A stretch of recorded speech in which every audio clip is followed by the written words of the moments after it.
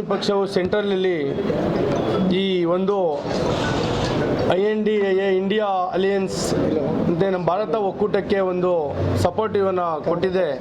ಅದಕ್ಕೆ ನಾವು ಸಹ ರಾಜ್ಯದಲ್ಲಿ ನಮ್ಮ ಮುಖ್ಯಮಂತ್ರಿ ಚಂದ್ರು ಸರ್ ಅವರು ರಾಜ್ಯಾಧ್ಯಕ್ಷರು ಬೆಂಬಲವನ್ನು ಸೂಚಿಸಿ ಎಲ್ಲ ನಮ್ಮ ಅಧ್ಯಕ್ಷಗಳಿಗೆ ಸಲಹೆಯನ್ನು ಕೊಟ್ಟಿದ್ದರು.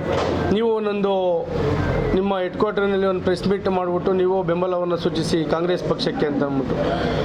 ಯಾಕೆ ನಾವು ಬೆಂಬಲ ಸೂಚಿಸಬೇಕು ಅಂದರೆ, ಈಗ ಆಲ್ರೆಡಿ 10 ವರ್ಷದಿಂದ BJP ಸರ್ಕಾರ ಆಡಳಿತದಲ್ಲಿ ಇತ್ತು, ಪ್ರೆಸೆಂಟು ಇದೆ.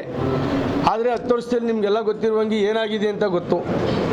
BJP ಬಂದಾಗಿಂದ ನಮ್ಮ ಪ್ರಜಾಪ್ರಭುತ್ವ ಹಾಳಾಗಿದೆ ಮತ್ತು ಸಂವಿಧಾನ ಹಾಳಾಗಿದೆ.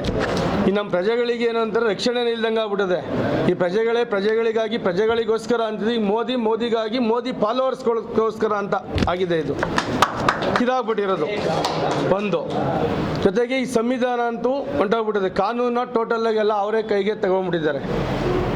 ಯಾಕೆ ಎಕ್ಸಾಂಪಲ್ ಹೇಳಬೇಕು, ನಮ್ಮ ಕೇಜ್ರಿವಾಲ್ ಅವರು ಈಗ 0 ಸರ್ಪ್ರೈಸ್ ಬಜೆಟ್ ಅಂತ ಕೊಟ್ಟಂಥ ನಮ್ಮ ಕೇಜ್ರಿವಾಲ್ ಸರ್ ಅವ್ರನ್ನ ಇವರು ಈಚೆ ಕಡೆ ಇದ್ದರೆ ಅವರು ಪಕ್ಷಕ್ಕೆ ಕ್ಯಾಂಪೇನಿಂಗ್ ಮಾಡಿ ಸಪೋರ್ಟಿವ್ ಕೊಟ್ಟು ಸೀಟ್ಗಳು ಗೆದ್ದುಬಿಡ್ತಾರೆ ಅಂತ ಅಂದ್ಬಿಟ್ಟು ಒಳಗಡೆಗೆ ಜೈಲ್ಗೆ ಹಾಕಿಸ್ತಾರೆ ಅವ್ರನ್ನ. ಏನು ಪಿತೂರಿ ಮಾಡಿ ಬಹುಕೋಟಿ ಹಗರಣ, ಎಷ್ಟು ಕೋಟಿ ಅಂತ ಇನ್ನೂ ಹೇಳೋಕ್ಕಾಗಿಲ್ಲ. ಹಗರಣ ಸುಮ್ಮನೆ ಹೇಳಿ ಸುಮ್ಮನೆ ಹಿಡಿದು ಜೈಲ್ಗೆ ಹಾಕೋದು. ಯಾರು ಇವ್ರನ್ನ ಸಂವಿಧಾನ ಅಂದರೆ ED ಮತ್ತು CBI ಬಿಟ್ಬಿಟ್ಟು ಅವರು ಬ್ಲ್ಯಾಕ್ ಮೇಲ್ ಮಾಡಿ ಇದು ಮಾಡೋದು. ಎಕ್ಸಾಂಪಲ್ಗೆ ಹೇಳಬೇಕಂದ್ರೆ ಈಗ ರನ್ನಿಂಗ್ ರೇಸಲ್ಲಿ ಎಲ್ಲರನ್ನೂ ಸೇರಿಸ್ಕೊಬಿಟ್ಟು ಈಗ ಪೊಲೀಸ್ನವ್ರನ್ನ ED ಅವ್ರನ್ನ ಬಿಟ್ಬಿಟ್ಟು ಕಳಿಸ್ಬಿಟ್ಟು ಅವ್ರನ್ನ ಎಲ್ಲರನ್ನೂ ಹಿಡಿಸಿ ಕಳಿಸ್ಬಿಟ್ಟು ಲಾಸ್ಟ್ಗೆ ಇವರೊಬ್ಬರೇ ವಿನ್ ಆದಂಗೆ. ಇವರೊಬ್ಬರೇ ವಿನ್ ಆಗ್ಬೋದಲ್ಲ ಮೋದಿಯವರು, ಎಲ್ಲರೂ CBI ರೈಡ್ ಮಾಡಿದ್ರೆ.